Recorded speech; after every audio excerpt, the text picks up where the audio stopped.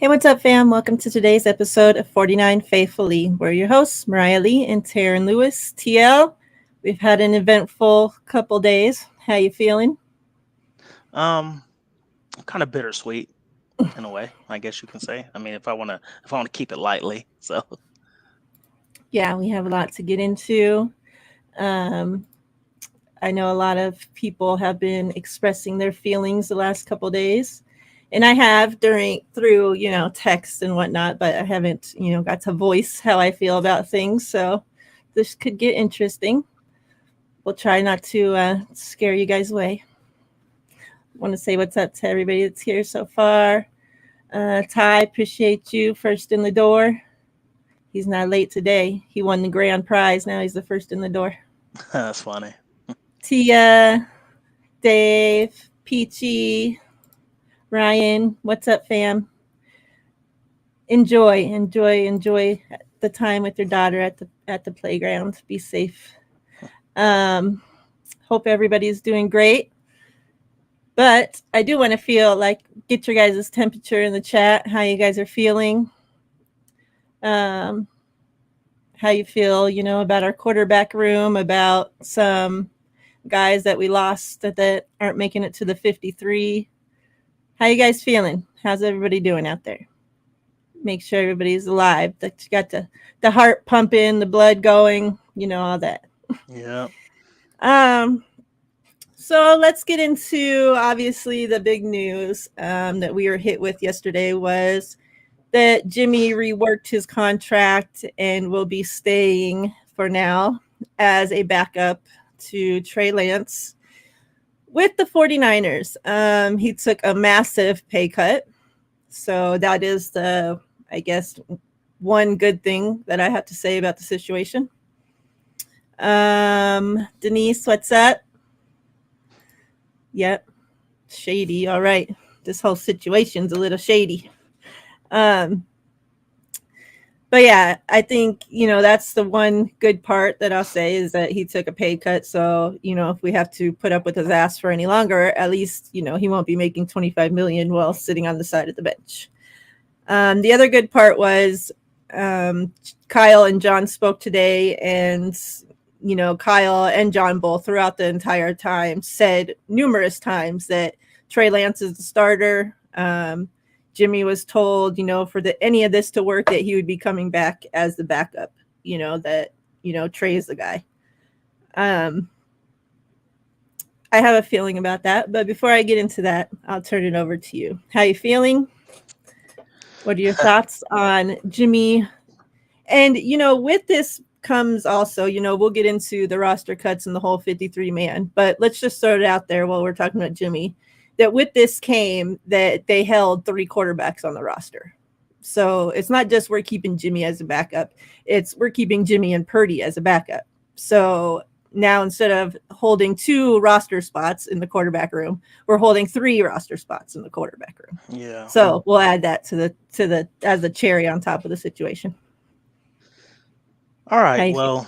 Well, I'm going to start off with the positive. I want to be positive at first. So, here's what I'll say. I feel a lot more comfortable now about our quarterback room because I've expressed numerous times that I didn't like, Sudfeld. I'm really not comfortable with Purdy yet. So yeah, our quarterback room probably is the best in the NFL right now, just because we do have 2 starting quarterbacks. So that right there, I'll get that out the way. I'm happy about that. Only for that reason though. What I'm upset about is they're still giving Jimmy leverage, like still putting a no trade clause in his contract. You know what I mean? Like that right there to me is like, stop giving this man all the leverage. Like you act like he's Nick Bosa or somebody or Trent Williams. Like, Jimmy come on now. Jesus. Yeah. Jimmy Jesus, Jesus. Jesus. But you know what? Before I go on, I'm gonna say something else. I'm gonna take a couple back steps. I've been on, ever since all this stuff's been going on with Jimmy. Look, we're all, for the most part, people on our chat for sure. Like I know everybody. I engage with everybody on this chat. I love you guys. You guys are all very knowledgeable, and you guys are true fans.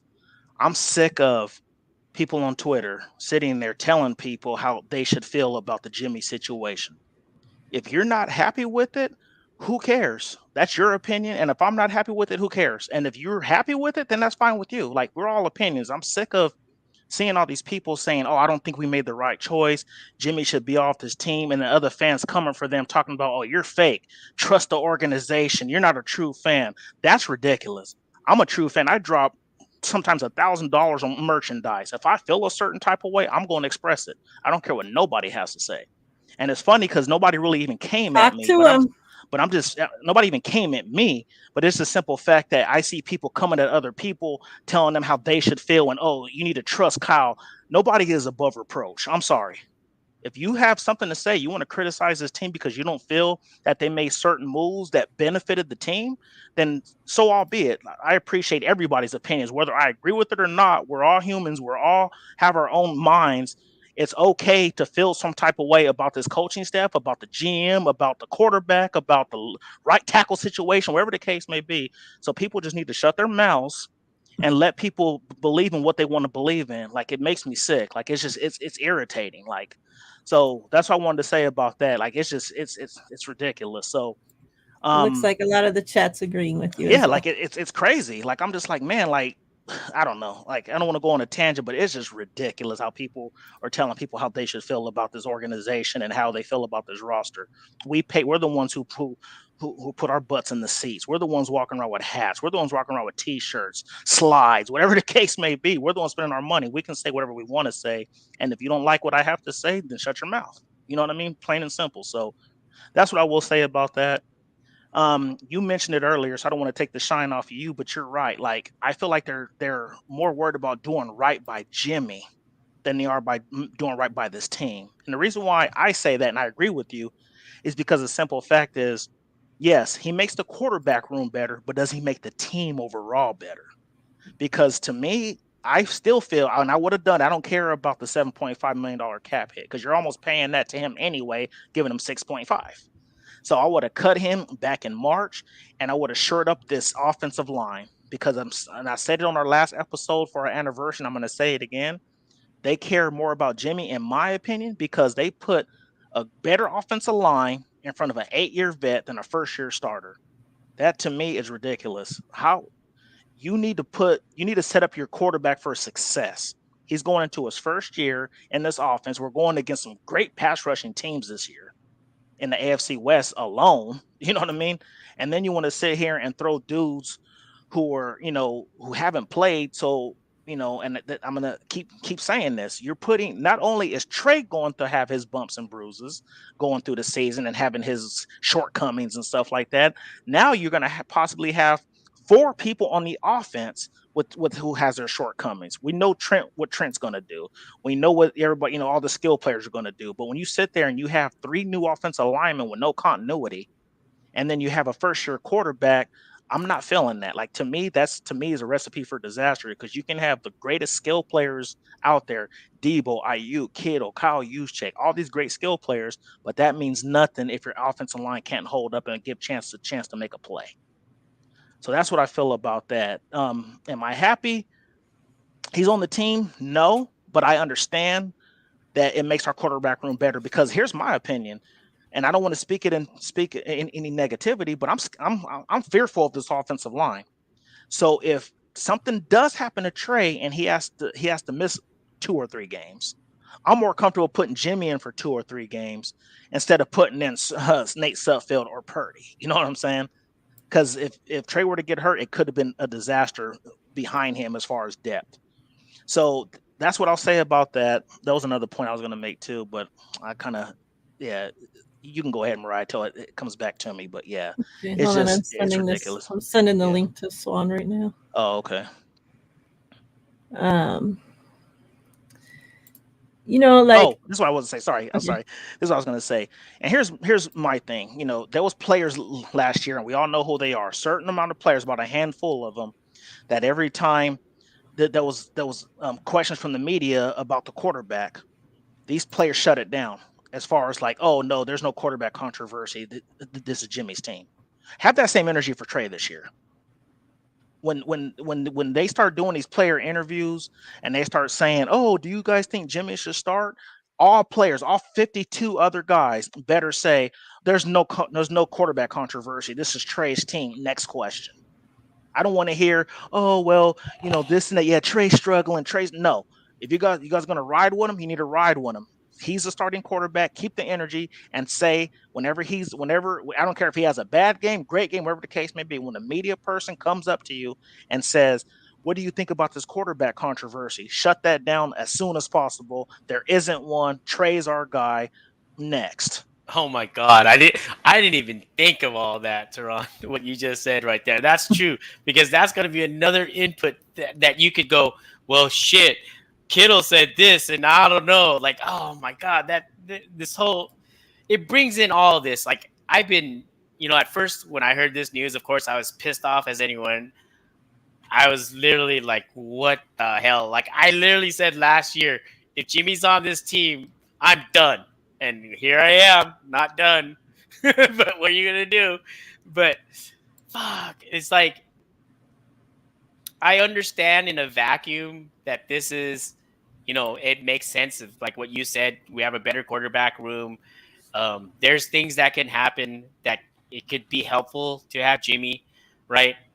And yeah, but there's a lot of pitfalls too, right? And this team has to now tread through all of that, of what they say in the media, what they do on every one of those things are going to be scrutinized, right? And I'm not even talking about the play, right? Because now Trey Lance, whether you like this or not, you cannot ignore the fact that this is going to have an effect on his leash, right? For sure. Yes, you could say, yes, then play good. Yeah, obviously he has to play good no matter what. But now he has to play to a level where it has to be unquestionable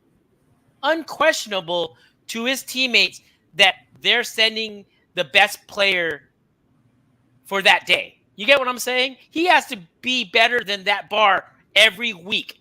Every week we're going to have to go through that shit. And as a fan, yes, it's going to be exciting, of course, because we're going to live and die off of every game. I mean, we live and die off every game anyways, but even more so now, right? Because we know what could possibly happen, right? I don't want to go down that freaking deep hole because Trey Lance is going to ball. He's going to kick ass. Like, we're going to fucking kill the Bears. Excuse my French. And then we're going to kill the Seahawks. And then, but so there is a scenario, right? Do you guys remember who Steve Bono is? Yep. Steve, like, I got you, babe. Yeah, Bono. Steve Bono. So it's like he was a successful QB, right? He's always, of course, he didn't have the career like Jimmy had or anything like that. But do you guys see a scenario? Let's say everything works out. We win the Super Bowl this year. Trey's balling, right? Even if Trey's balling, Jimmy is on the team. He helped us win the Super Bowl by winning 2 out of 3 games that Trey missed.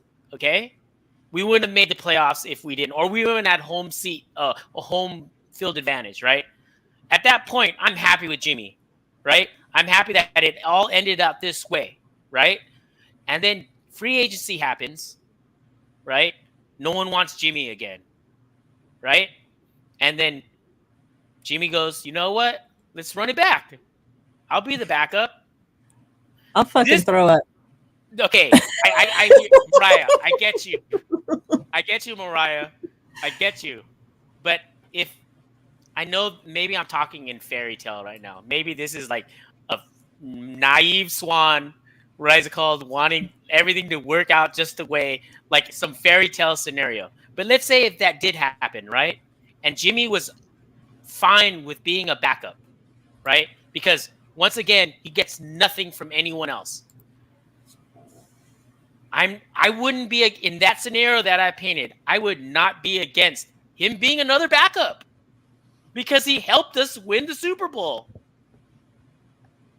right? And I know that's a far-fetched scenario, but that's all I can offer you right now. That's all I can offer you right now. That's all you should offer. Yeah. And by the way, welcome to our guest Swan that you just heard from. We got Dave, the OG, in the house. What's up, Dave? How you doing? Hell of a way to spend a 50th birthday today. Wow. Yeah, I just saw. Happy birthday. Happy birthday, Dave. Thanks. birthday. This has been a crazy 24 hours. It Aside is. from the Garoppolo thing, some of these cuts. The one I have the biggest problem with is that running back. Not the fact that we're carrying 6. I just don't see how Trey Sermon made this club. They gave him every opportunity, and he was outplayed, in my opinion, by every single back. And unfortunately, Hasty is the odd man out. Hasty did nothing to squander his position on this club. I thought Mason outperformed him. I had TDP ahead of him. Wilson solidified his spot in that last game, and of course they rest Mitchell. It just seems to me that trying to justify picking him in the 3rd round, and when you get carried up Absolutely. over names instead of talent, that could come back to haunt. I pray that I'm wrong, but I just don't see it. Yeah, I know that a lot of people are feeling the same way about the running back room. I know Polo, who's in the chat, he's been, on the mission that the team needs to cut Sermon for the last couple weeks, and so I know he's not happy that we're keeping Sermon on the team. But on the other hand, I know Peachy, she's a Sermon fan, so yeah, I saw. She's saying Sermon was hurt. Stop, please. Yeah, everybody's hurt, but they just outplayed him. You know who he looks like? You remember that Fire Marshal Bill on In Living Color? Oh Absolutely. my god! Let me tell you something. What? And he went crazy. And he felt like people couldn't see him. He started Let me show you something. with nobody there. That's what Sermon looked like getting up to the line. Oh my Oh my god. Dave, you know what? I'm gonna agree with you on that point too. It's like, you go with the best talent, period. You know what I'm saying? So was it a smart move keeping somebody like a Trey Sermon over a Jason Poe? You know what I'm saying? Like, was that the right choice? You know what I'm saying? So I'm with you on that, man. It's one of those things where I feel the same way. I feel like it's one of those things where it's like, and me and Miriah had our show where we were talking about keeping talent, and we both said, like, Kyle sometimes is loyal to a fault. Where he's like, I picked this guy. He's a 3rd round pick. I have to make it work. Like, he wants to make it work so bad. But it's like, man, if you have a Jason Poe, and I hope he doesn't make the practice squad. I hope Seattle doesn't grab him. Exactly. I hope somebody doesn't grab him. But if they don't grab him, we could be looking at it by next year. And if he's starting on their line, we're gonna be like, man, was that the right choice? Should we have not kept him and let go of Sermon? So yeah, I agree with you. I get it. Like, you want to invest in your draft picks because that's what you spent your capital on. But at the same time, I'd be man enough to admit I made a mistake. You know what? Screw this. I made a mistake, whether it was Sermon, whether it was who, I don't care who it is. I made a mistake. However, Jason Poe looks good, undrafted or not. I want him on my team because, one, we need offensive line help, and he looked good. So, and he can play fullback. Yes. It reminds me of a couple years ago. Kyle was high on this guy at Utah, Joe Williams. Now, I was in the Mountain West Conference when Utah was in the Mountain West Conference, and there was nothing special about him. But he raved, and he turned out to be a complete bust. That's what I'm seeing Trey Sermon being right now. Now, if he comes back and proves me wrong, great. We needed an extra big back. But right now, I just can't justify him getting a spot over Poe, over Teray, and some of the other deserving guys. That was the shocker to me, was Teray. I understand why they would release Poe. I think it's because they feel that they probably feel that he's going to be brought back, right? Like, I think they probably feel safe about, not saying that it's going to happen, but I feel good about that he's going to be back. Teray is weird because they gave him $1 million in guaranteed money, and from what I heard in the camp, he was doing well, right? Wasn't that what we were hearing? Like, so that one is puzzling to me, man. I chalk that up to having too much talent on the D line.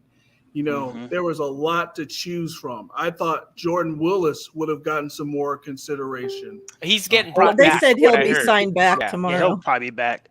Yeah, they said for sure that they already worked out like a gentleman's agreement with him and somebody else for them both to be Willis, coming back. when he comes back, he will be 10, right? Yeah, he would He'll be be- the 10th. 10. Technically. Maybe Yep. the other thing that could make sense is if someone else liked Ray, and then he wasn't going to agree to the gentleman's agreement, and then he cashes in his 1 million. I don't know how all that stuff works, but Yeah. and some other team grabs him because some other team's going to grab Ray, right? Yeah. Oh, for sure. And then he's going to We're, get to double we're dip. 29th on the waiver list, so Yeah. He's going to get to double dip, right?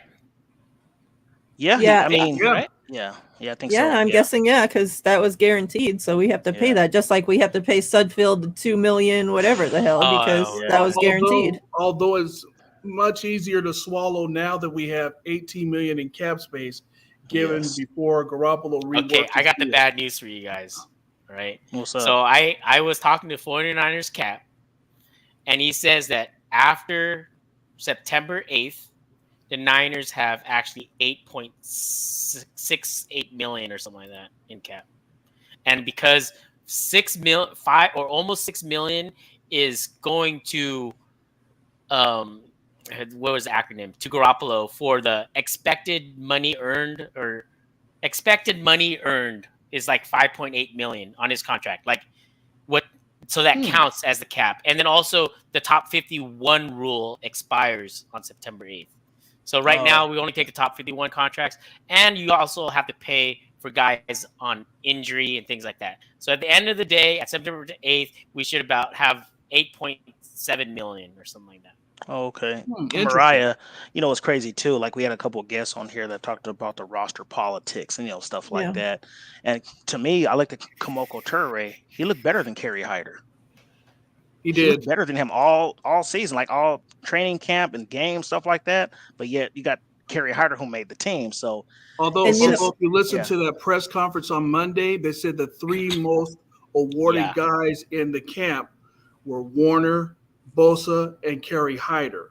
Yeah, I was that just gonna say has that. some weight Yeah. there. Yeah. Yeah, I knew right then, and then they bring Yeah. Hyder in for a presser right after that. So I'm like, yeah, Yeah. Hyder's making the team. And I knew when Bosa had said in I think it was Minnesota, like when he was interviewed in Minnesota and he was talking about Hyder, and he was like, yeah, he's going to be big for us this year. Right. And I know players don't usually, but with Kyle's team, players get a lot of like, when they say, it's pretty much how it's probably going to go. Right. Because he's a very player driven coach. mhm. Yeah, I like Hyder, so I'm not mad that we kept Hyder. I Yeah. definitely No, got I'm him not on mad my either. list to I'm not keep, upset. but I'm I'm not mad upset. that Teray got let Yeah. go. It's just Yeah, a case 'cause of he too looked much good. talent on that D line. Yeah. I would have liked to have kept everybody, really. Yeah. I mean, but we knew, right, that this was going to happen. Like we've talked about this, that we knew people from the D line, especially, were going to have to get cut because that, like you said, Dave, that group is just too stacked. So Yeah. I would It's a shame they Um, can't play right tackle on the other side. yeah. And speaking of that, so let's dial it back a little bit. Why, in the press, I don't know if you guys all listened to the call today, the conference call with Yes. Shanahan and what's his fuck. Come on. And Lynch. You said it right. But they kept saying, like, because Matt asked, like, okay, so if this was a plan, like, why wasn't Jimmy in practice? Why didn't he have a playbook? Why, blah, blah. And Shanahan said, well, chances of this happening were slim to none, so, and they talked about, Jimmy was told, like, if you go out there and you can't find a better opportunity, then we can bring you back as a backup, as a backup plan. So that should have been Kyle answering that question. I mean, Lynch answering that question. Kyle covered for his ass right there. yeah, the whole fact that they like bitched out on the real presser they were supposed to have. They canceled practice today. They do just some phone call thing, and Lynch starts it off with like, oh, we don't have time for a long thing, and we're only taking questions about Jimmy Garoppolo. Like that. We don't want you to like, see our something's faces. weird. Like, I actually, What those events make sense to me because we all knew that Jimmy and Don Yee was going to try to get as much money as possible, and I'm sure they did not envision to be a freaking backup. As much as we hate it, right, or hated it when it happened, or kind of hate it now, but I don't want to go there. But as much as we hate it, this is a demotion for Jimmy. He's taking a pay cut to be a backup, and because no other team wanted him, right? Like that is the plain facts. And the fact that he had to come running back home tells you what you need to know, right? So it was the best situation for him to happen. And I don't believe everything in that press conference. I don't believe that the crap that Kyle is saying that, oh yeah, Trey and Jimmy are okay with it. They're best buds. Like, dude, didn't they unfollow each other on Instagram? Like, that's what how I are you gonna heard. explain that? That's How what are I you gonna heard. explain that? Like Trey was probably sick to his stomach when he sent out that tweet today, whatever, with Jimmy's fucking picture in it. Like, the only thing it might have been is that, and I don't know, is that they were polite to each other to unfollow each other. Just because, do you want to see pictures of your baby mama dating another dude? No, right? You don't want to see that, right? Or anything like that. So not that again. That's the only thing I can think of. But to pretend that this is all kumbaya, please, every one of these games, as Teran said, dude, we're going to read into how these guys are going to be talking, bro. Like, I didn't even think about that, Teran. Thanks for giving me a whole new thing of freaking being worried about. No, but like, that's going to be definitely a thing for sure. Like how now, like I said, if Trey balls out, not a problem. But come on, he's going to be there's going to be ups and downs. As much as I want to be freaking, optimistic, there's going to be ups and downs. This is going to be the longest running soap opera of the NFL season. I feel like it has already. The only positive about this is it gives us content creators for the 49ers a lot to talk about. Never a boring moment with this team. Yeah. You know what I'll say too? Everybody's always, he had that tweet saying, "Oh, that I saw something on Bleacher Report too, saying, oh, Trey, he's ecstatic about, the quarterback room and this and that, and things change. So but I remember this. If you guys all remember on this panel here, do you remember bye week when Trey and Jimmy both had an injury? And they had, I don't know if it was Jimmy, I think it was Trey at the podium, and they were like, "Oh, so when you guys were in the injury room, did you guys ever talk to each other?" And Trey was like, "No, me and Jimmy never crossed paths." Yeah, I'm sorry, you were sitting there. You're the best of friends. You're the best of friends. You're the best of friends, and you were sitting there, both injured, so you both had to go to the facility to get better, and you guys never saw each other one time, you never crossed paths one time. That doesn't make any sense. Because I remember when the linebackers were both in there, they were like, "Oh yeah, like they're training together, they're trying to rehab together, this and that." You got two quarterbacks who were scheduled to come to the facility. You mean they didn't see each other not one time in the whole 2 weeks they were off? Like, that to me doesn't make any sense. Like I said, things could have gotten better, but I don't think they really mess with each other like that. I'm sure there's little animosity going on where it's like, "Oh man, this dude's still here," and I'm sure that Jimmy's kind of like, "Man, this is the dude that they picked over me to take my job," and this. I know they're all grown men, and some people can get over it, but I'm sorry, I'm not buying it. Yeah, like you're you're married, you just got married, but the husband says, "You know what? I'm gonna have my ex-wife in the house." Like, come on, bro.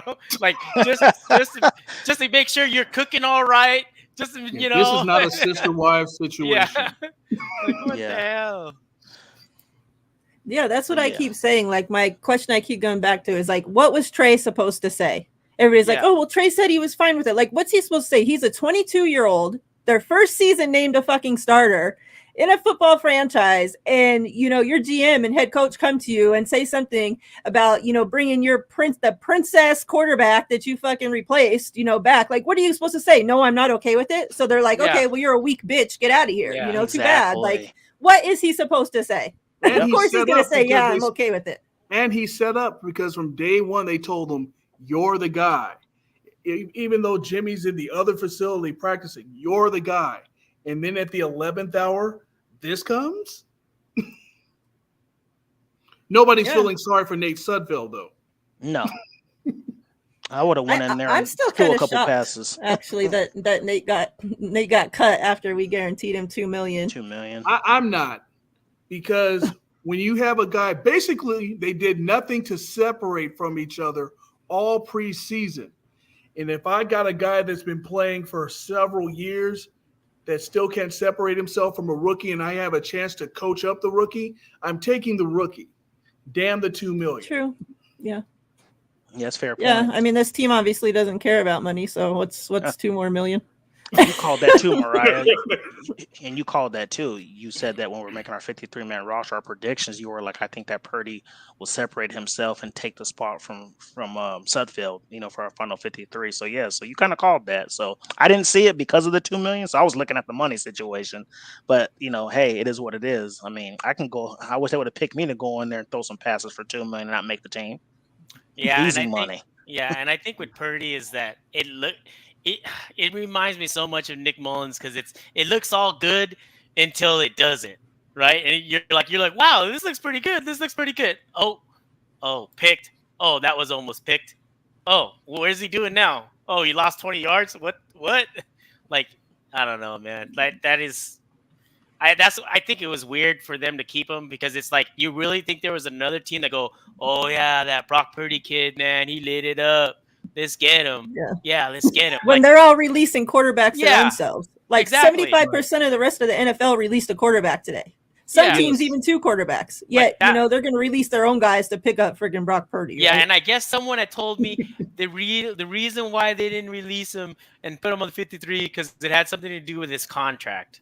There was something to do with the contract changes if he gets put on the 53 on the practice squad as opposed to his contract now. Like his contract now is cheaper, I think. That's what I heard. Anyways, I don't know. I was laughing at the whole notion of Garoppolo's going to be able to mentor Trey all season. I can mentor him at 50 years old. Don't do what I didn't. Don't do the same thing I did. You don't have to pay me $6.5 million for that. Right. Trey can turn on the tape from the last 5 years and see what not to do and what to do. And another interesting thing is, I know this, I don't know the whole story, but didn't Brady wanted Garoppolo gone for whatever reason? Yes. So if Brady wanted Garoppolo gone because Garoppolo's doing some shady ass shit behind his back, or doing stupid, cheap locker room stuff, then what do you think he's gonna do with Trey?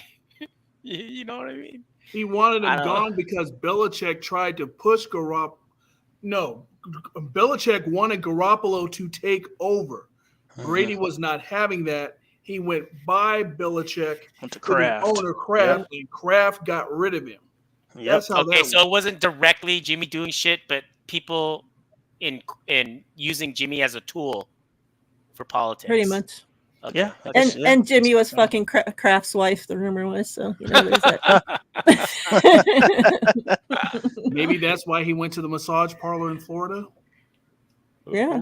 His wife was busy with other people. Good point. I mean, she just had a baby, like not, whatever. The rumor was that it was Jimmy's baby. I don't know if that's true, but she had a baby and Kraft came out and said he wasn't the father. Like he knows that she cheated on him with somebody else to have a baby. Wow, so, exactly.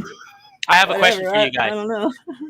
Do you guys think this happens if Trey Lance balled out in camp? No. I do. It happens regardless, right? I see some stubbornness with this organization. And like I said, like I think it was Niner Fanatic or somebody said, or Sickness, one of them two, where, we got to start believing some of the side talk that goes on. When they sit there and Jed York comes out and says, I wouldn't mind keeping Jimmy until the end of his contract. I wouldn't mind doing this and that. I know that's what he's supposed to say. However, there's some stubbornness where they really think they want to get a draft pick for him. I'm telling you, they want a draft pick for Jimmy.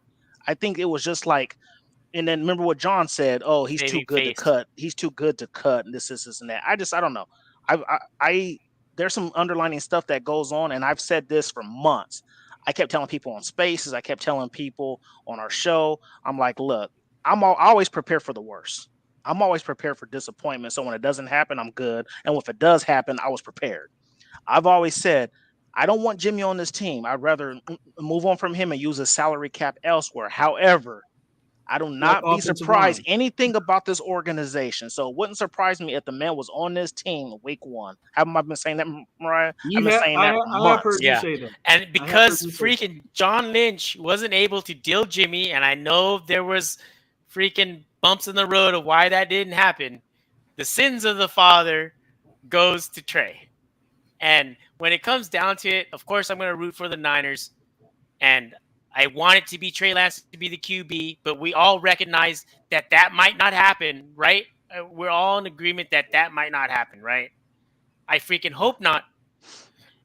But what I was telling Miriah today is that for me, if I saw that, yes, I'm going to root for the Niners. I'm going to want, but God, that's going to suck. It's going to suck. And Trey pretty much just has to rescue my season in a way. He's the one that has to rescue my season. So you can add that, Trey, on your list of things that you need to do. I want to know if there's something in the water in Santa Clara at those offices, because they're seeing something different than what we're seeing here. He was never worth a first or second round pick, even at his best. You're going to tell me you're holding out for that? I could have taken 5 value meals or whatever you gave me in the later rounds of the draft to get rid of Jimmy. Nobody was going to pay that $25.5 million. Healthy or not, I wouldn't do it. He's 30 years old. Yeah. To answer your question, Swan, I think that this had nothing to do with Trey. I think it would have happened I don't think that he had a bad offseason. So, I don't think, I think this would have happened either way. Like, Grant's been saying the last couple of days since yesterday that this had more to do with Sudfeld and Purdy not being able to back up Trey than it had to do with Trey. This had more to do with nobody wanting Jimmy, and they're not just going to let him walk out the door. So he fell into their laps. And like they said, they're not going to let him just walk out the fucking door. Yep. Like, I don't think this has nothing to do with Trey Lance and how he's been performing. He hasn't even got to perform in a freaking regular game. So if the team that went out and trade and gave up 3 fucking first round picks to get you is ready to give up after you after not even playing in one fucking game as a starter, then that's pretty sad. Then this organization is in more fucking failure than what we absolutely. Yeah, you're absolutely right, Miriah. You got to give that man at least a season to evaluate. So exactly. I agree, Miriah, to be like, oh, he played in 2.5 games in 2021. He was decent in training camp and preseason games, so now I'm ready to give up on him. Like, that'd be crazy, and somebody would need to lose their job. Absolutely. Yeah, and then on top of that, even if they brought Jimmy in, there's no guarantee he's going to save anything. Right? There's no guarantee that there are people coming out here thinking Jimmy G's Tom Brady or some shit. It's crazy. I had to go out and buy Pepto-Bismol again. I bought it all last season. I refrained from it until the last 24 hours. Now I got to stock up again. Because whenever he drops back to pass, is always an adventure. My only hope that for this whole thing is that Kyle stays true to his word, that we don't have, after Trey throwing 1 interception in a game, people calling for freaking Trey's job and, Jimmy's the man and all this shit.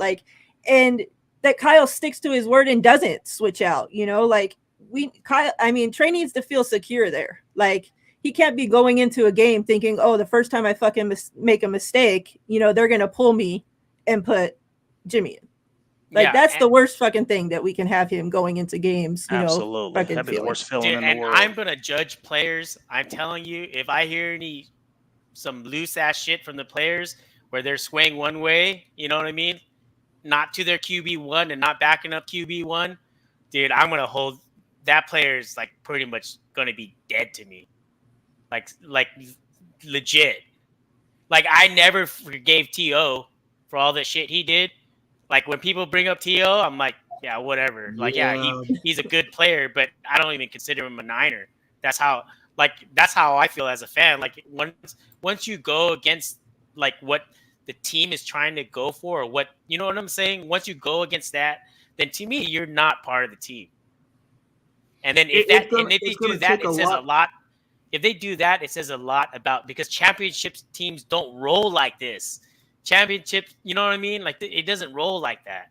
But anyways, but it's going to take a lot for that to happen. They've taken very careful means to have not a loose locker room like in the past. Everybody's pretty much tight-lipped from the time that Shanahan and Lynch have gotten there. Even when we were bad, everybody's outlook was positive. So it's going to have to take something very deep for that to happen. I don't expect that to happen. I expect everybody to be pumping up QB1, QB2, whoever's there. I don't expect loose lips. It won't be easy for that. Yeah. So Polo says, what if Jimmy fills in for an injured Trey and gets dragged to a Super Bowl win? What happens with the quarterback room? I can answer that. It'll be a Nick Foles situation. And Kyle and them would be happy because that uplifts his trade value.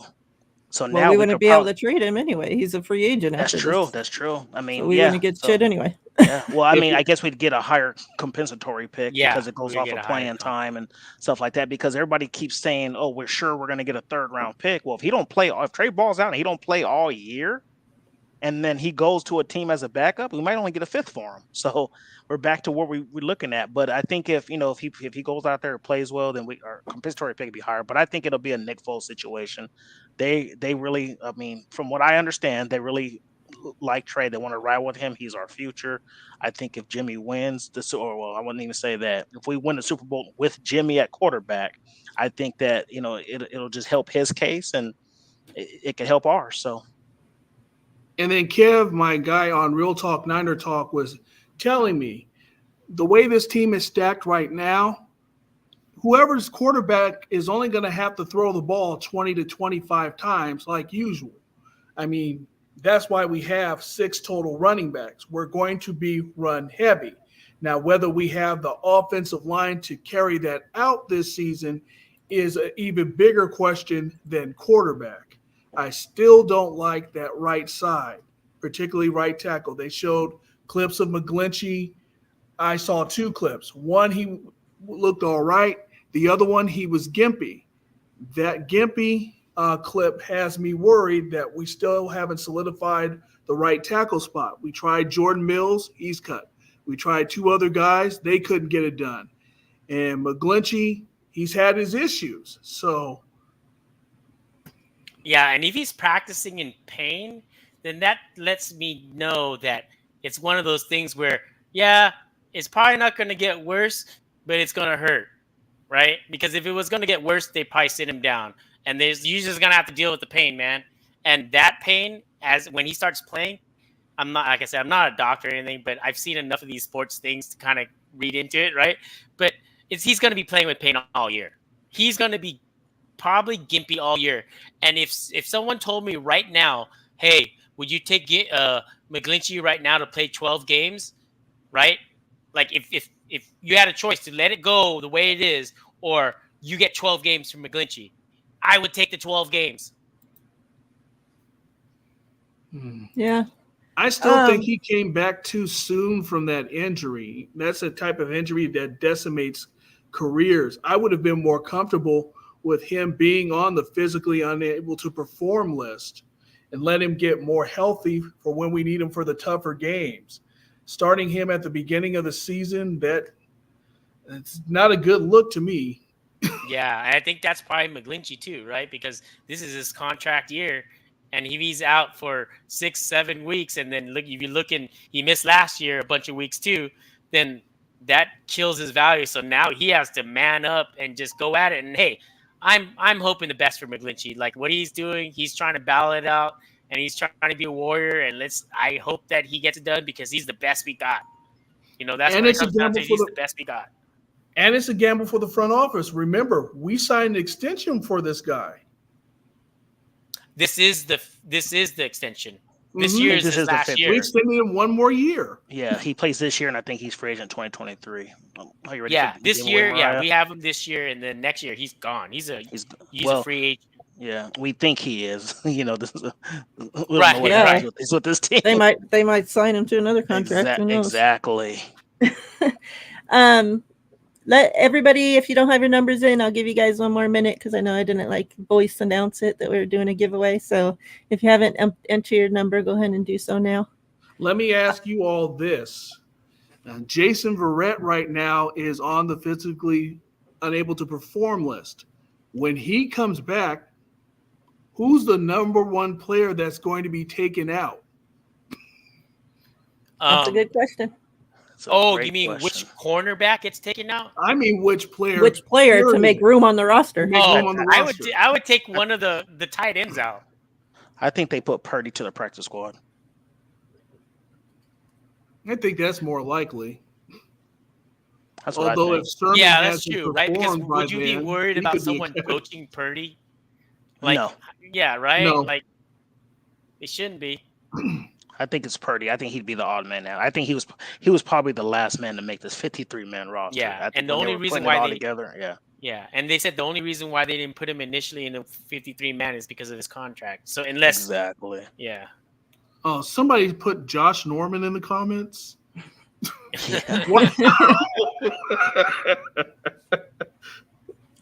Bring in Josh Norman. Fuck it. Burn it. Burn it up.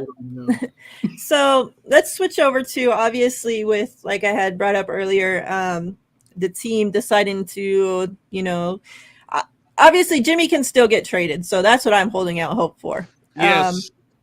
It's a friendly enough contract. Exactly. So, but with us, keeping him and keeping Purdy on the roster, that took away a roster spot. We kind of mentioned a little bit earlier about, some of the free agent, the undrafted guys that we lost, other players that maybe we thought were going to make the team that we lost. Me personally, obviously, and I know, you had this guy on your show, Dave, Poe, like that's the one that I think hurt the most losing, Same. And especially because I don't know, like, if he's going to make it back, to go on the practice squad, after he trained with Trent Williams, and Trent Williams there is talking him up and, all this shit. It's like, our team's going to, try to snatch him up thinking, that they're going to have the next, diamond in the rough there. Yeah. So you like gotta him, wait 28, and you got to wait for 28 teams before you have a chance to grab him. Yeah. And I'm just hold on for a second, you guys. Hey, Gary, any number between 0 to 100, but you can't copy any other numbers. So scroll up on the chat and the comments to see what numbers are already there. Yeah. Thank you. Yeah. So Poe, I was, I'm a big McCrary Ball person, so I was kind of, upset about that. Hopefully, he makes it back, which, I think he will. Yeah, two linebackers besides him. Yeah, one more linebacker besides him. They were really good. Linebackers were the easiest to call, I think, but I wouldn't mind having him and the other guy back on the practice squad. Curtis Robinson? Yeah. Yes. Alubi. Alubi from San Diego State. Yeah. I was kind of surprised that they only kept, 5 wide receivers and that Malik Turner got cut. Yeah. Tariq Castro-Fields is another one I hope makes it back to the practice squad. Who were you guys surprised maybe that, they kept, that they released, that they let go, that didn't make the team, either way? I was surprised. I know that he's going to be taken off because of IR, and maybe he's just a placeholder. But when I saw Curtis Robinson on linebacker, I was like, who the hell is he? Like, I don't remember his name once mentioned. Nope. Yeah, he got I thought he was a backup singer from an old R&B group. Miriah, I think you're pretty much spot on. I think the three that surprised me were Turay, Poe, and Tariq Castro-Fields. Like those three, I think would make the team. I honestly thought that, I know Melissa gets mad when I talk about Jordan Willis. I kind of had him not making the team. I was like, I didn't think he was going to make it because we had so many edge rushers. And then Minihue, playing inside, that's another one. So yeah, I thought it'd be Turay over Hyder and Willis if I had to have picked. So Turay kind of surprises me. I don't think he makes it back. I think somebody's going to pick him up somewhere. But Poe, I'm praying that man slips through the cracks. And I wouldn't be surprised if somebody in our division snatches him up just out of spite. Just, you know what? Like, just like what they did with Josh Hokick. Like, they couldn't wait. Arizona couldn't wait to pick him up. And then just to cut him, a few days later anyways. Yeah, so I don't know, this man. This is an Ohio State thing, isn't it, Peachy? Yeah, it is. I like that. I hope he goes better than El Guapo. I hope he lasts longer than me too. Both wearing 28. Go figure. I like that Quantrez Knight kid. The Yeah. kid from UCLA, the one that Fred was saying that, hey, this guy's talking and he's lining up guys and he's a rookie, and I didn't stop him because he was making all the right calls. Like, that was cool to hear. I thought he was going to be the one to make the team too, like kind of like a sleeper pick. Yeah, I'm surprised about that one as well. And then they only kept, after they move Ward to the injury, whatever, they're only going to have 3 safeties on the team. Yeah. So with that being said, do you think that we're somehow going to make room for another safety? Tarto is available. Please don't say Tart. There's been a lot of people talking about bringing him back. I, for one, do not want to bring him back. We need a free safety. Yes. Well, they're saying, he can play. He can play both Indianapolis, places. And Let's keep it real. We're Like- bringing back Dante Johnson at some point. Yeah, like I said in the chat, there's 3 sure things: death, taxes, and Dante Johnson hanging around. That's real. That's real. Yeah. Does he have the NFL record for transactions? He's got to be close, man. No, I think it's Josh Johnson, man. Johnson. Oh, yeah, Josh Johnson. Oh, man. That dude. I think- like Josh Was it like Johnson. 17 teams he's been on? Oh, my God. It's been ridiculous. and he got cut again. He got cut again the last day. All right, I'm drawing the giveaway number. Alrighty. A low one today. Oh, let's go. Oh, Let's go. nice.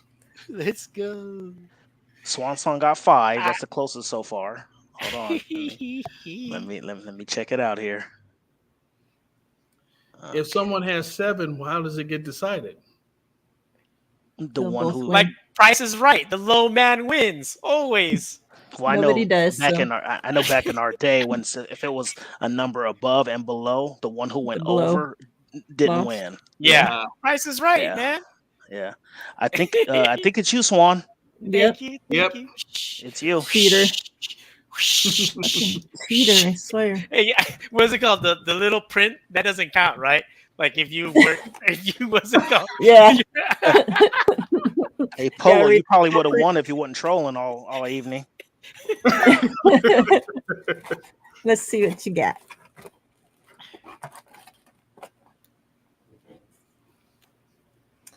Let's get you something better than that.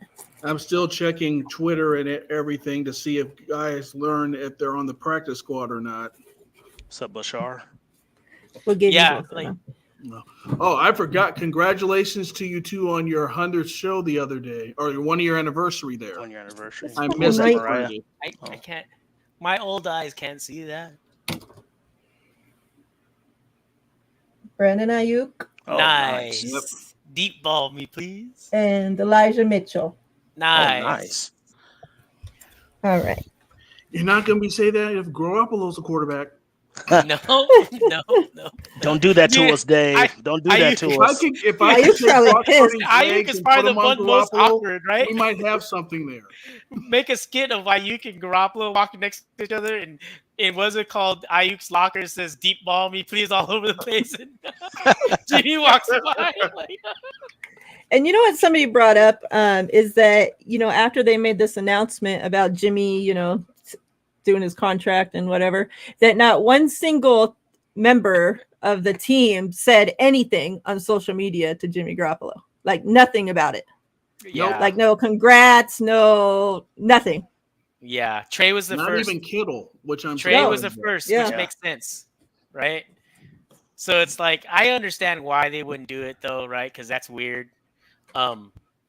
They're maybe they were even instructed. I don't know. I was Maybe- gonna or say they're that. just- Yeah. That's what I was thinking. I was too. thinking the same thing, or maybe too. It's like what I had mentioned earlier about them keeping the same energy for quarterback one. Like maybe they're just all bought in on Yeah. Trey, and they're just gonna say, you know what, anybody, and as a captain, like if I don't know if it's Kittle or Trent. Like if I'm Trent Williams, I'm Yeah. gathering everybody together. Yeah, Look, we're riding and die. We're gonna ride or die with Trey. I don't want to hear nobody in these interviews talking about quarterback controversy. You guys answer the question. Trey's our guy, and you keep it pushing. I don't want to hear none of that. That's what a real captain does. Goes in there and pulls everybody to the side and tells them that. So hopefully that's what happened. I mean, it's sad that you'd have to instruct these grown men to be like, hey, don't say anything, and that should be common sense in my opinion. But yeah. But it makes sense. You're absolutely right. Like the captains go and tell them that, and then they just. And I hope that. I mean, like I said, I think teams. I mean, I know there's not a locker room is not always harmonious, but for a winning team, but usually they are. They at the end of the day, they're all fighting for one thing, and you know that trumps all, right? Um, Right. so there can't be any loose crap, right? Because when it comes down to it, they have to know. These players have to know that, dude. It doesn't happen very often when a mediocre QB wins a Super Bowl, right? And when it happens, that mediocre QB usually plays well. Yeah. And I don't need to post Jimmy G's stats, right, for playoff stats, because I'm sure you have all seen it. They're not good. And then his fourth quarter stats for playoffs are even worse. They're like, I think, the worst of Worse all in time NFL since history. 1960 or something Yeah, yeah, crap yeah. like It's that. worse in NFL history. Yeah. Well, yeah. I mean, if I can go back to the last two Super Bowl teams that I can remember had a average quarterback to below average, that was Trent Dilfer with Baltimore, and then you had Yeah, Nick Foles with the Eagles. Like other than yeah, that, I can't remember anybody that didn't have at least in a late or at least a top 10 quarterback won the yeah. Super And Bowl. and I and don't the thing remember about those Trent Dilfer two throwing a is, pass. yeah. And the thing about those two is Trent Dilfer. If you look at his playoff stats that year, even the Super Bowl, the stats are good. No No turnovers. turnovers. Yeah, Exactly. and very efficient. Game He manager had play, Jamal and Lewis. yeah, and Yeah. it is considered one of the best defenses of all time. That defense, that 2000 Ravens defense, was crazy, crazy, That crazy good. was Oh, Brad Johnson too. Good Yeah, job, Izzy. right. Brad Good job, Johnson Izzy. He Good managed got a that job. free game, and ride. he had a good. They killed the Raiders. And They killed again, the no Raiders that game. turnovers. He did what he had to do, nothing extra, Crazy because defense, dude. Right. that defense was just Crazy top notch. defense, Yeah. dude. So yeah, I mean, so you're looking at maybe so so I'm gonna say over the last 20 years, 20 to 25 years, there's been three average quarterbacks who won the Super Bowl. After Yeah, other than that, they've been elite. So yeah, and they've played well. Yeah, I got to put that too, because we haven't seen that, right? Jimmy G's last game of the year is not good, right? Whether that's the NFC Championship game That or the fourth Super quarter. Bowl. That fourth yeah, quarter was. Here's more of a breakdown on his contract. By the way, okay, he gets $250K for each game. He takes 25% of the snaps.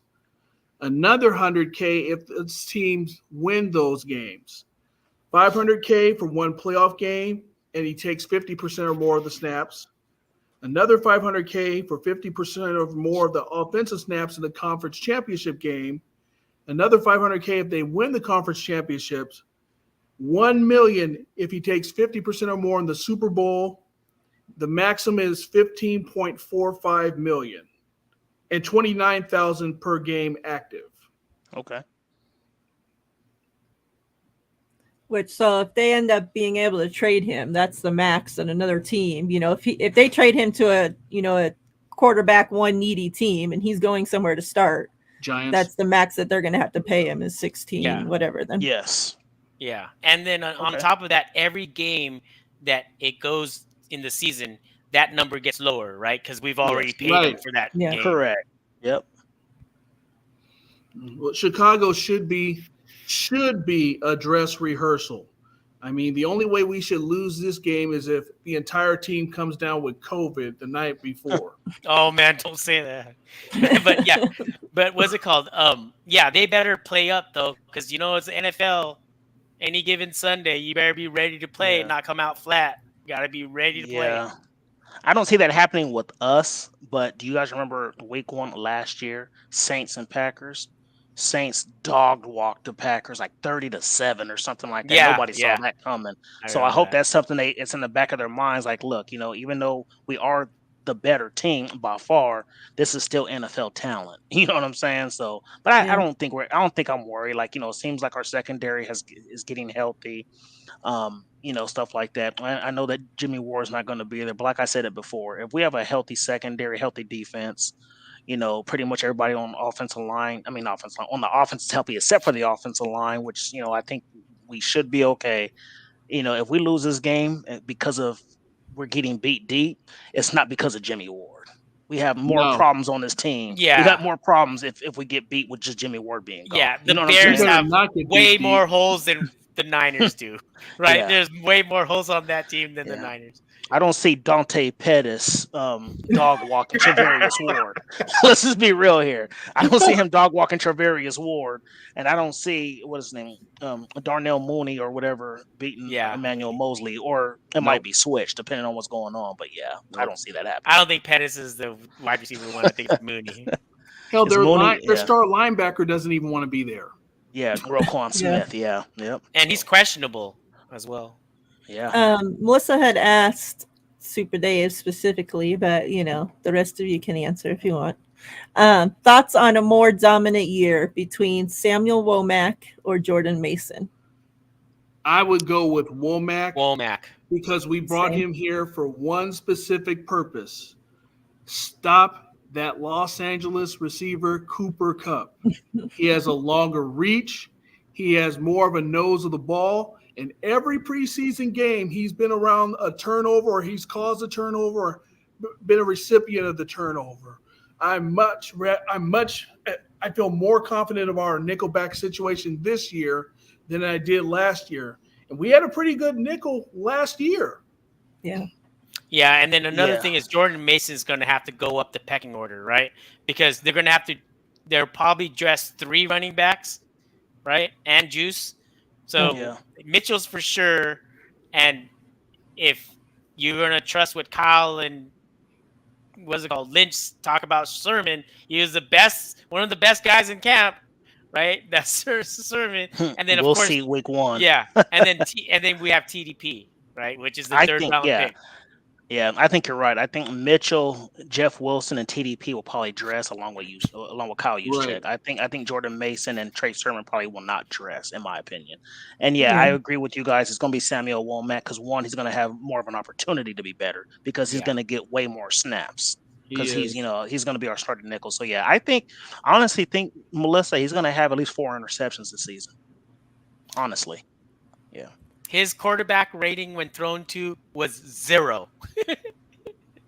Yeah. And don't let the picks fool you. This man can hit too.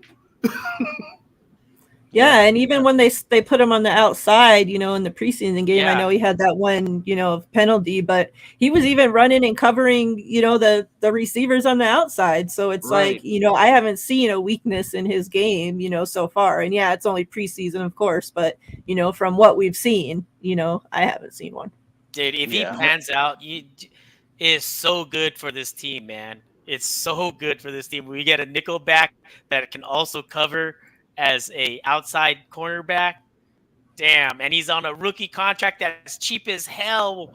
Like literally stealing if he right, because it's 4 years of $900K. I feel bad for him. Like you know what I mean? Like I don't. I don't. Me either. Because if he balls out, That's true. he's gonna get a bag Let's be real, soon. yeah, so. he's real. He's gonna And then think at least think 4 about it. million. And then think about it. Womack is young. Travarius Ward is still relatively young. Mosley is young. Yep. And they're all learning from the veteran, Verrett, who's resting up. Yeah. Yeah. All our corners That's are young. potentially Ambry 4 Thomas, Delmer lockdowns. Lenore. Yep. All of them are young. So yeah, I'm excited. This is the first time in a long time I've been excited about this cornerback room. Yes. It's been so long where I'm just like, man, when are we going to get some corners? Like we were talking about it. Like I think our last big signing. I mean, I know Sherman's a big name, but his contract wasn't big. Our last big signing at corner was Nate Clements. Oh Oh man. man. And he actually banned out. I think He banned out. Yeah. Was he a second rounder, second rounder, one of those, right? No, he's a first round pick. First First rounder. round, yeah. Out of Ohio State, as a matter of fact, him and Antoine Winfield in Ohio State. Winfield was another good one. Yes. But man, when are the Niners going to learn to not draft a running back in the 3rd round? Like, come on, bro. Well, I think it all depends on how TDP does. I really think he's going to be good. But I said the same thing about Sermon too, though. And it's still early. Like Nate, Right. I mean Nate. I'm about to say Nate Clemens because 49er minor, but Trey Sermon still has an opportunity to be good. He's still young, only in his 2nd year. I mean, look how long it took Raheem Mostert to be successful. Right. It took. Mostert He bounced actually around. looked- Yeah, he Mostert bounced actually around looked on good the other teams. day. Yeah. Oh Most yeah, of he that looked, actually was good the other day. he looked Yeah. fast in that Wasn't run, he a man. 6-rounder?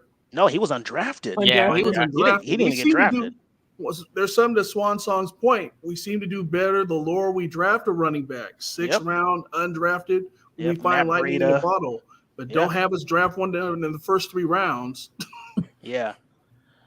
I mean, Yeah, I I'm don't not know. ready to Yeah. give up on Sermon yet. Like, Yeah. Same. I was a huge person last year that was saying that I believe that Sermon, that Banks, that Trey Lance were all supposed to be drafted to play together. So, I mean, I'm not ready to write Sermon off when he hasn't even got a chance to play with Trey Lance yet. Yeah. Yeah. It's like Right. people are so like, what? We're going to be ready to write Trey Lance off after, I want to see Sermon do well. I just didn't see Same. enough in camp to justify a spot for him. Yeah. I don't know. I would rather him have a roster spot than fucking Jimmy Garoppolo. Oh, no doubt. No doubt. That's who I don't see a roster spot for. That's who I didn't see enough from for the last 5 fucking years to have a roster spot. What do you Yeah. think the over under is? It tell me if this is too soon. How many passes will Trey Lance throw week 1? 20 is the over under. I think less than 20. Under. I think I don't think he'll need to throw that many Yeah. passes against Chicago. Yeah, I think I think he'll throw anywhere between 15 and 20 passes, and I don't even. That sounds about right. Yeah, and What about you know, design too, runs? design runs? I'm gonna say about 5. Okay. Yeah, I would say 5 to 7, depending on if their linebacker is playing. If he's not playing, I say over. Yeah. I would say I was thinking more like 23 or so for passes. Under 20, like that's I don't know. I didn't only say say that. We're I gonna only have say that people 'cause I saying think we're our gonna blow 'em quarterback's out. so much trash if he only throws fucking 10 times. Like, Well, oh my god. and see, and that's so stupid to me because it depends on the flow of the game. I truly believe that Justin Fields is going to throw at least 2 interceptions. I think he throws 2 picks, which I think the game it might be over early third quarter, and I'm not saying that as a biased take. I think Fields those 2 picks. I think that it could be like 21-7 or something at halftime, and I think that's when we run the ball more, and that's why I feel like 15-20. I don't think he's going to need to throw the ball that much. Obviously I know he can and he can do it effectively, but I don't think he's going to need to. I think this game's going to be earlier than what we think. I say the middle. I think it's going to be a blow. I mean, so my prediction, I'm gonna say we're going to win 34 to like 17. Honestly. I don't think they get 17 points. Yeah, and if they do, it's gonna be a garbage touchdown. Yeah, like garbage it's gonna be time. something. You know how it's gonna be something like we're gonna be winning 34-10 or something like that, and then Fields Just runs play one zone in out. or something. Yeah, Yeah. they just because they want the game to hurry up and finish. Yeah. So, yeah, I think this will be over by halftime, honestly. If Kinlaw continues to get that push that he has in preseason, because they're going to have to hold Boza. They're going to have to hold him several times during their first drive. So that's going to set them back. Then I think that push through the middle is going to cause Fields to overthrow those 2 picks. I really think this will be over by halftime.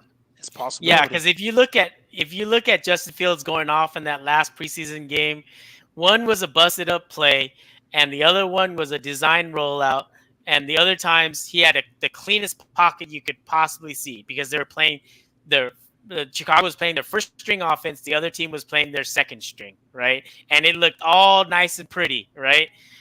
It's not gonna look like that, on September 11th. It's not gonna look like that.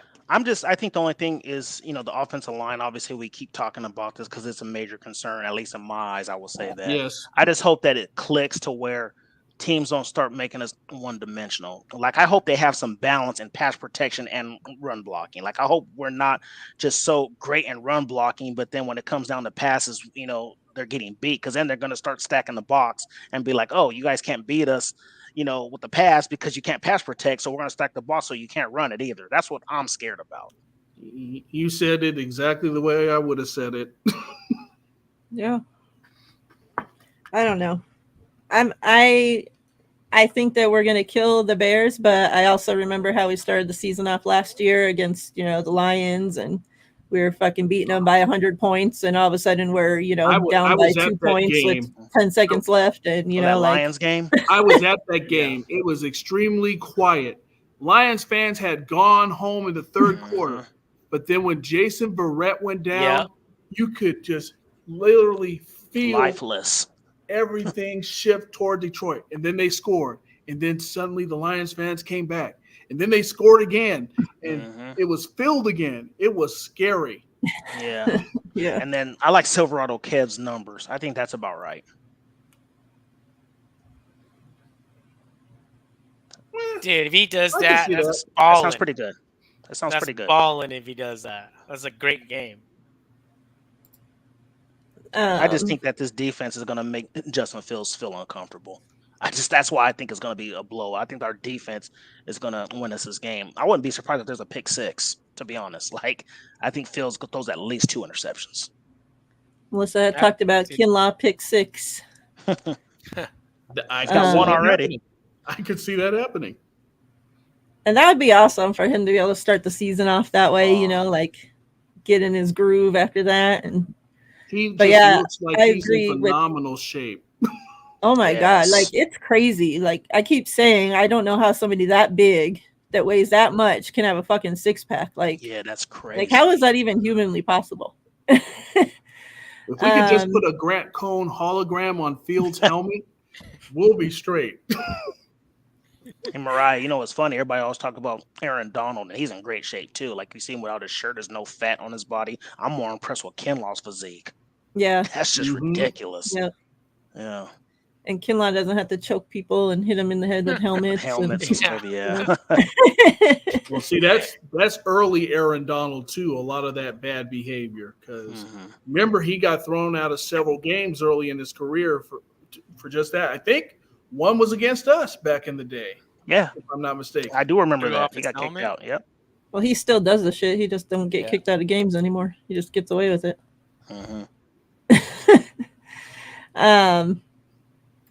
But yeah, where do we want to go? We talked about Tart. I don't want Tart back. TL, Tart back? The name I keep Tart? No. I'm sorry. No, you're good. No, I don't want him back. I'm ready to be done with him. I mean, I don't know, look in the waiver wire and see somebody else slips through the cracks and stuff. But the only thing, if he does come back, is going to be because he's familiar with this defense. That's it. Like, and we only have 3 safeties.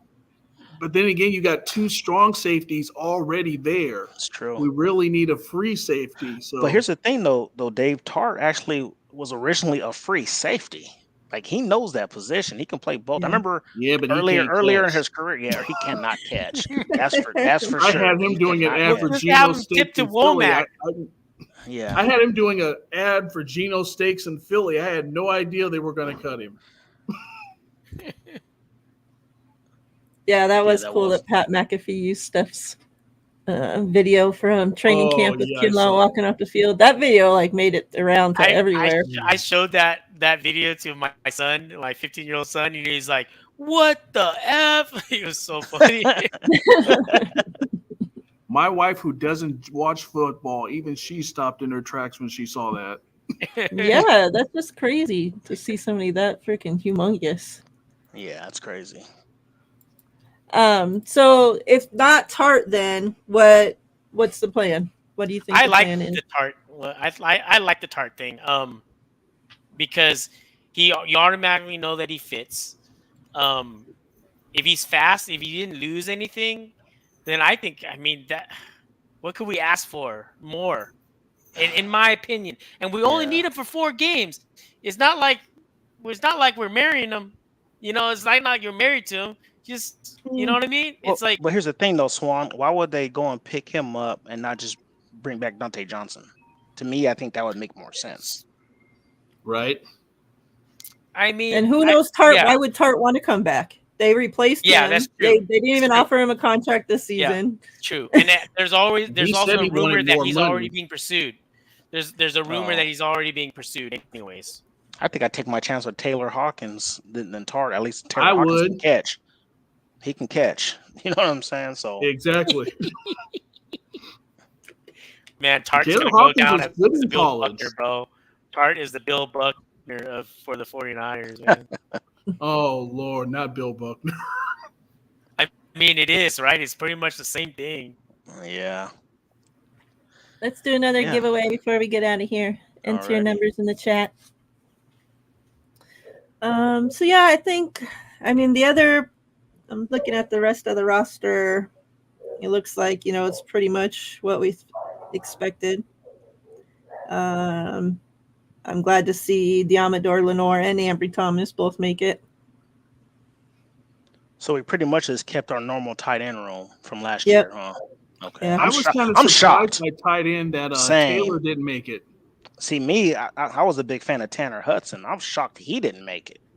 Right.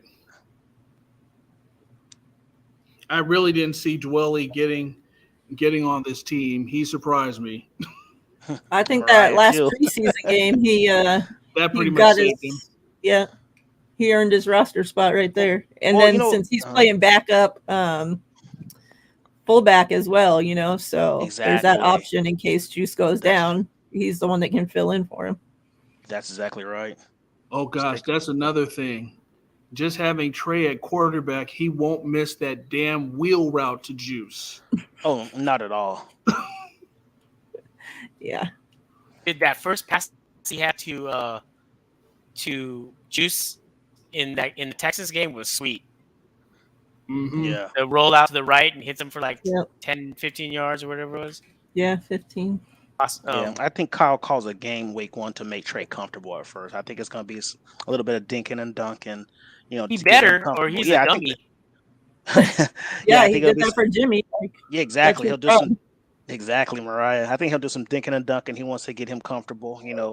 Maybe like their first 5 to 7 throws, and that'll instill some confidence. And then don't be surprised I see at least 1 or 2 deep shots. Like that's going to happen. Well, those are coming. Yeah. Oh, for sure. I mean, I wouldn't be. I mean, depending on the flow of the game, like I said, I wouldn't be surprised if I see a couple of those a quarter. To be honest, like if somebody's open, Trey's gonna throw that ball. And if I had to guess, so the Bears are it's the coach from the Colts, right? It's that coach, right? I don't remember the Bears' coach's name. To be honest. Yeah. So Who his is name their is coach? Eberflus. I guess he was the defense coordinator for the Colts, Hmm. and he's Oh. trying to bring that whole culture over to Chicago. And I always think that Colts are always trying to copy the 49ers anyways. So the Bears are actually trying to copy the 49ers with the whole, culture stuff and all that's play hard, play physical, and I think they run a version of the Shanny system, but I'm not too positive on that. But I wonder are they going to zone up on against Trey? Because I don't think they're going to play man, right? Because if they play man, he'll run on them, right?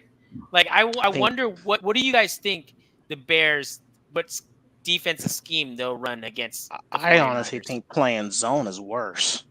I think he'll eat that up.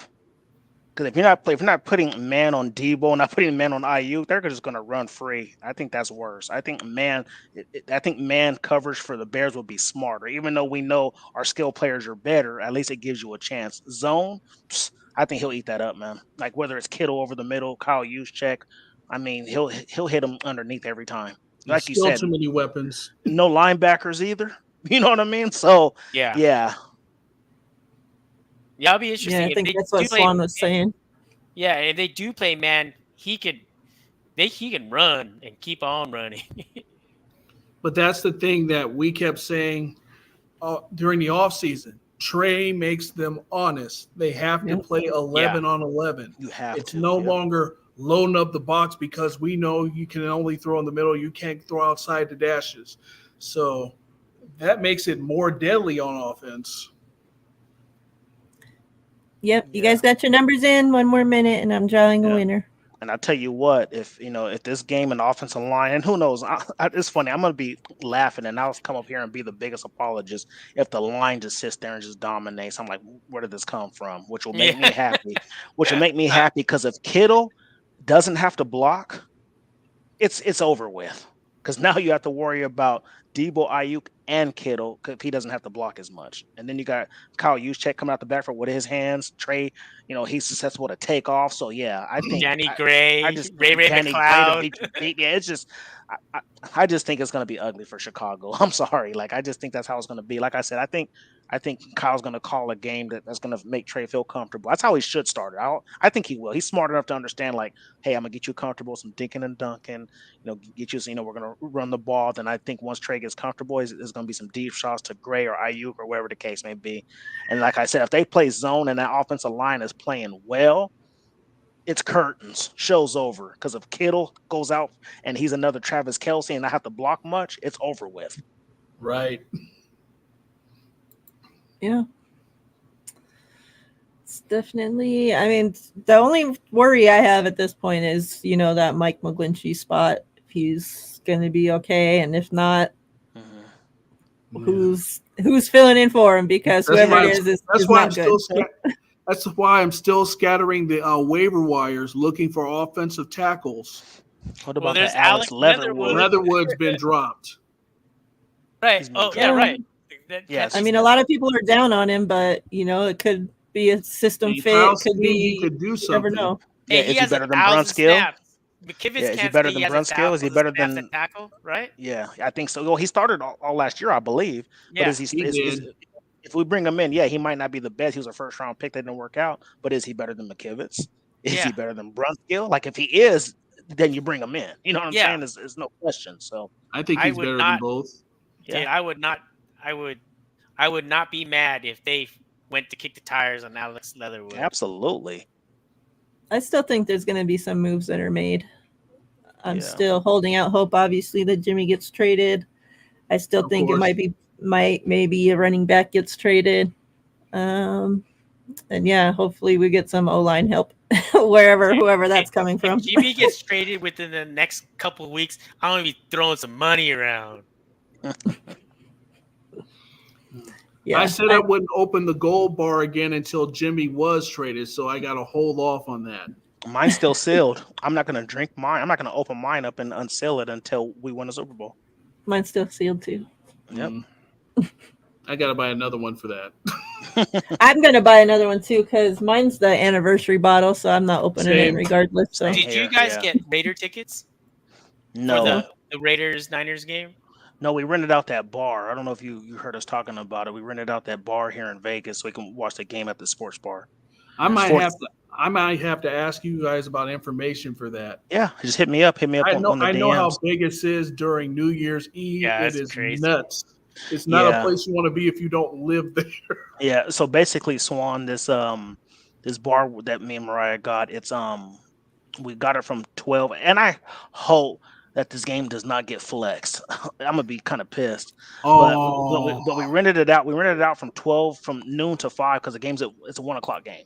Right. So we're not from 12 to 5. It's $40 to get in. All you can eat appetizers, and you get to watch the game on 2 screens. That's better than buying $800 nosebleeds. Jeez. and then being at the parking lot, I got 62. How many seats are still available, by the way? Oh, there's plenty of room. I see Gary. I'm sorry if I'm saying it wrong. I don't know if it's Gary or Gary. Jerry got it. Have you at 52 so far? I think that's the closest. I think that's the closest without going over. I'm over. Yeah, you got 63. Huh? Oh no, you got 62. Mine is. Yeah, I think it's What's the date of that Raider game, by the way? January 1st. January 1st. That's right. Wait, maybe we can carpool. I wouldn't be opposed to that. Yeah. Yeah. It's him, Miriah. Gary's the winner. Congrats.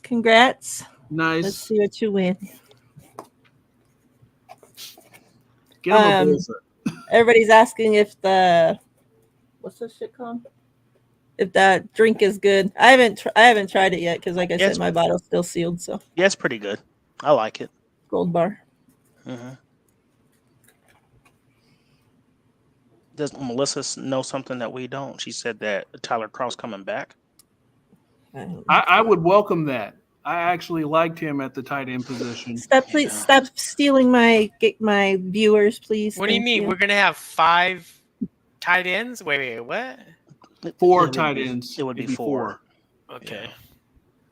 Let's see what Jerry got here. Got this numbered Ambry Thomas, 33 out of 80. Oh, nice. Perfect. 33 out of 80. Very Cool. Numbered Rookie card. card. Too.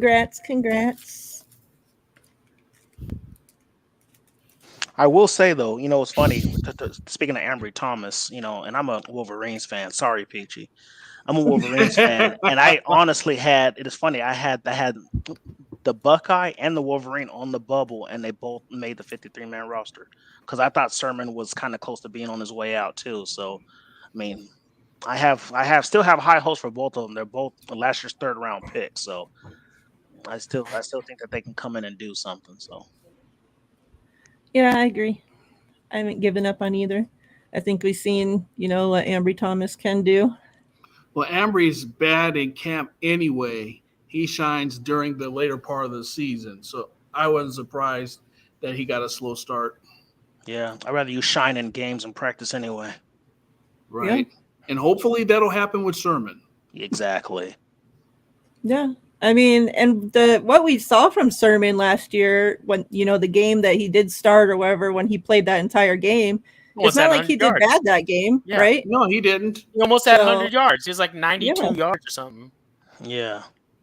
So I think I don't know. It just seems his decision making, or and this man had a gauntlet of receivers. The receivers he had to guard. I mean, he went from Jamar Chase to Kyle Pitts to AJ Brown back to back to back, and then he had Odell Beckham.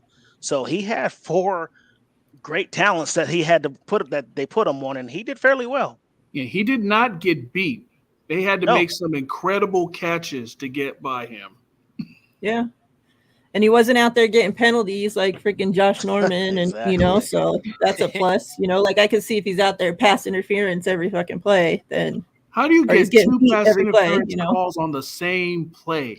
I mean, Josh. That was that Indianapolis game. He got flagged twice on the same damn play. That's bad. I've never seen anything like that. Yeah, he was terrible. I thought at this point in his career he would have made a better free safety. He might be a free safety in the XFL. I can't see him in the NFL anymore. No. He probably retires. Probably. And yeah, the Eagles game. That was a that he was running well and then got concussed. Terrible. That was a nasty hit. Maybe he still has some effects from that shit. Who knows? Yeah, I wouldn't be surprised. Because he got laid out. Yeah. Yeah. Well, good show, guys. Everybody. Yeah. I appreciate you guys hopping on with us last minute. Thank you for having me. Thank you for having me. Happy birthday again, Dave. Happy birthday, 5-0. You live in San Diego, Dave? That's a big one. I'm in Marietta now. Oh, Marietta. Oh, okay. Mm-hmm. Okay. Oh, Brendan Rice, Jerry Rice's son, is a starting wide receiver for the Trojans. Oh, really? So he's gonna be playing this Saturday. He's better, a lot better than Jerry Rice's first son, who tried to play wide receiver. Son, yeah. This guy's actually pretty good. He is. I saw him at Colorado. He was good there. Speaking of somebody's son, I forget whose son is it that's in the that their son's like a tight end or something. Moss, maybe. Yes. Oh, that his son got cut today. I saw. Oh, he's the one that low blocked on chop blocked on Yeah. Oh, was that him? Yeah, that was him. Oh. Yeah. Yeah, I thought he was going to be good. I remember watching him at LSU. He was pretty solid, but this is the second year in a row he's been cut, so maybe he's just, I thought he came out too early. Yeah, oh, absolutely. All right, guys. Any closing thoughts, TL? No, I appreciate Swan and Dave coming on. Always great content, with everybody. I love that all of the people that, come into our chat are very knowledgeable. We got a few trolls every now and then, but, this fan base has a lot of knowledgeable fans. I mean, just hearing it in spaces and, Dave, I tune into you guys every chance I get, every week. And I know I can't remember the main guy. Who's the host of your guys' show? Like the main That's Niner Style Dawn. Don. Yeah, I know he was trying to get me on there to be Yeah, a we guest talked one day. about that. Yeah, he had wanted me to be a guest. So yeah, anytime, man. I know I had to go out of town last minute, but so he tried to get me on to talk salary cap, but I couldn't make it. But yeah, you guys want me on? Just let me know. Hit me in my DMs, and yeah, I'll be more than welcome to come on. Yeah, I mean, I appreciate you guys. You know, this show, me and Mariah say it every week. This show, you know, wouldn't be possible without you guys. So I appreciate everybody, you, Swan, and everybody that's in the comment section. Yeah, this is a laid back show. I always have fun watching you guys. Thank you. Swan, I think this is the first time I heard your voice. We're always in the Facebook group. So yeah. Yeah. Yeah, I appreciate everybody that was here in the chat that watches this back. We appreciate you. Remember that we're all entitled to feel how we want to feel at the end of the day. So, you know, you don't need to be calm down. This is that. Like, I'm going to be fucking pissed if I want to be fucking pissed. Okay. Right. Exactly. Like, shit. People are like, it's not going to change anything if you're mad. It's like, well, when your wife's being a bitch to you, you get mad at her. It's not going to change anything, right? She's still going to be a bitch at the end of the fucking day, but you're still mad. Like, why? It's not going to change anything. That's a great example. And that's like, real spill, though. Yeah. You know, it's like, if I want to get mad that Jimmy's on this fucking team, I'm going to get mad. Like, if I think that John should get fucking fired because of it, that's how I feel.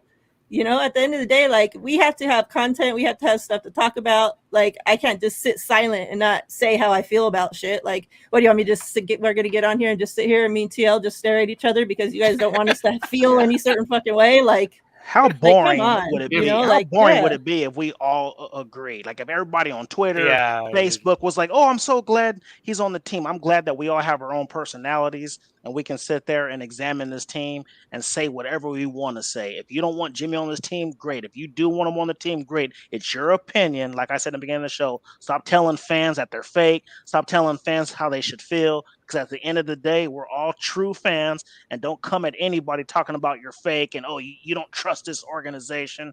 You can have trust in an organization and still question their moves.